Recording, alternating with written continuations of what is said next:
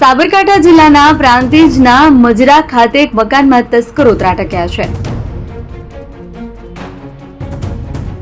બંધ મકાનનો મેઇન દરવાજાનું તાળું તોડી તસ્કરોએ મકાનમાં પ્રવેશ કર્યો હતો.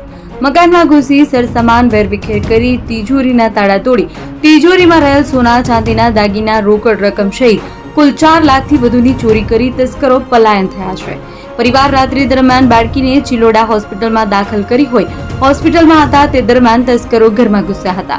વહેલી સવારે દરવાજો ખુલ્લો જોતા અને તાળું તૂટેલું જોતા પાડોશીઓએ મકાન માલિકને જાણ કરતા મકાન માલિક ઘરે દોડી આવતા તપાસ કરતા ચોરી થઈ હોવાનું માલુમ પડ્યું છે. રાત્રિ દરમિયાન મકાનમાં ચોરી થતા મકાન માલિક દ્વારા પ્રાંતિજ પોલીસને જાણ કરી છે.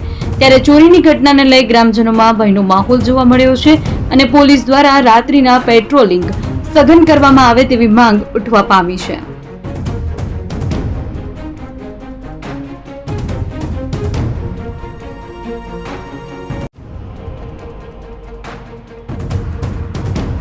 સાબરકાંઠા જિલ્લાના પ્રાંતિજના મજરા ખાતે એક મકાનમાં તસ્કરો ત્રાટક્યા છે.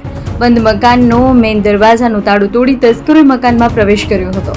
મકાનમાં ઘૂસી સરસામાન વેરવિખેર કરી તિજોરીના તાળા તોડી તિજોરીમાં રહેલ સોના ચાંદીના દાગીના રોકડ રકમ સહિત કુલ 4 લાખથી વધુની ચોરી કરી તસ્કરો પલાયન થયા છે. પરિવાર રાત્રિ દરમિયાન બાળકીને ચિલોડા હોસ્પિટલમાં દાખલ કરી હોય હોસ્પિટલમાં હતા તે દરમિયાન તસ્કરો ઘરમાં ઘૂસ્યા હતા.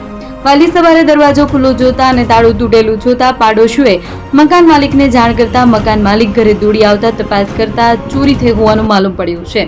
રાત્રિ દરમિયાન મકાનમાં ચોરી થતા મકાન માલિક દ્વારા પ્રાંતિજ પોલીસને જાણ કરી છે. ત્યારે ચોરીની ઘટનાને લઈ ગ્રામજનોમાં ભયનો માહોલ જોવા મળ્યો છે અને પોલીસ દ્વારા રાત્રિના પેટ્રોલિંગ સઘન કરવામાં આવે તેવી માંગ ઉઠવા પામી છે.